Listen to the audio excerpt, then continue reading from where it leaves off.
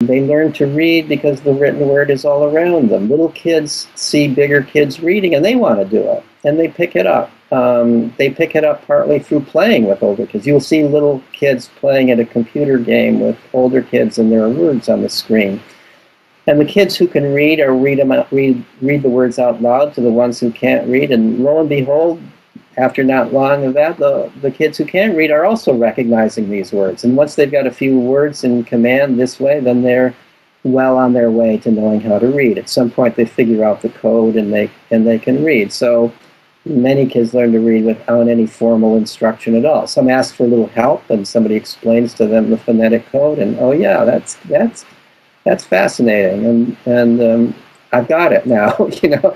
So we make learning to read a huge big deal in our conventional schools, as if it takes years to really learn how to read, and it's a very gradual process. It's not true that it necessarily is. At Sudbury Valley, some kids don't learn to read until somewhat later. Most of them tend to learn to read anywhere between 4 and about 6, but some of them don't learn to read until later. But whenever they learn to read, they learn to read quickly because they're doing it on their own steam. They're doing it because they really want to be able to read, and whatever they're reading is meaningful to them. Can make the same argument for numbers and for basic arithmetic and the kind of math that all of us use in everyday life. That this also comes simply through the children's games and play, and through their realistic activities, cutting recipes in half if they're interested in cooking, and so on and so forth. You can't help but learn to use numbers if you're in this